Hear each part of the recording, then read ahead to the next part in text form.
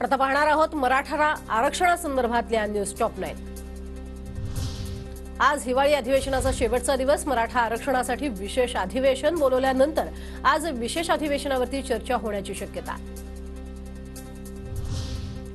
राज्य मागासवर्ग आयोग महिन्याभरात अहवाल सादर करणार। फेब्रुवारीमध्ये मराठा आरक्षणासाठी विशेष अधिवेशन बोलवणार। मुख्यमंत्री शिंदेंची विधानसभेत घोषणा।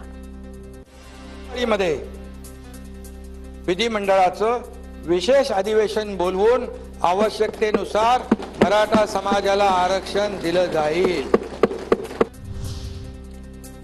शिंदेंची भूमिका सकारात्मक, मात्र फेब्रुवारीची मुदत मान्य नाही। मनोज जरांगे पाटील यांची भूमिका। तुम्ही महाराष्ट्रातल्या सगळ्या मराठ्यांना आरक्षण द्यावं, मात्र पुढची जी तुमची डेडलाईन आहे ती आम्हाला मान्य नाही। आम्हाला जर तुम्ही आरक्षण जे आपलं ठरलंय त्या कागदाप्रमाणे त्यातला एक शब्द आपण घेतलाय। राज्य मागासवर्गाचा अहवाल महिन्याभरात मागवणार। विधानसभेमध्ये मुख्यमंत्री शिंदेंची माहिती।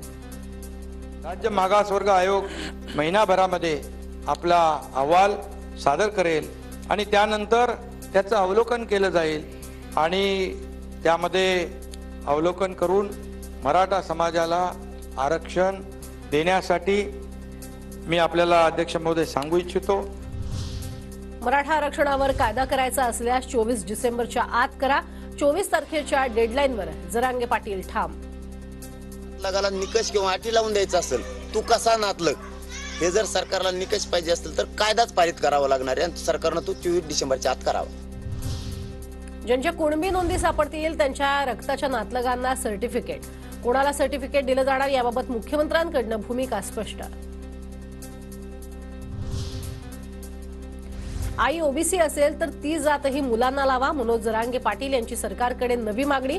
छगन भुजबळांचं ऐकून सरकार 6 कोटी मराठ्यांची नाराजी ओढवून घेतंय, असा आज जरांगेंचा निशाणा। जर आमचे आणि विदर्भाचे रोटीबिटी व्यवहार आहेत, पश्चिम महाराष्ट्र आमचे रोटीबिटी व्यवहार आहेत, तर आई ज्यावेळेस तिकडची केली जाते, मुलगी केली जाते, त्यावेळेस तिकडे त्यांच्या कुणबी प्रमाणपत्र आहेत। इकडे आल्याच्या नंतर तिच्याच मुलाला ते लागू होत नाही।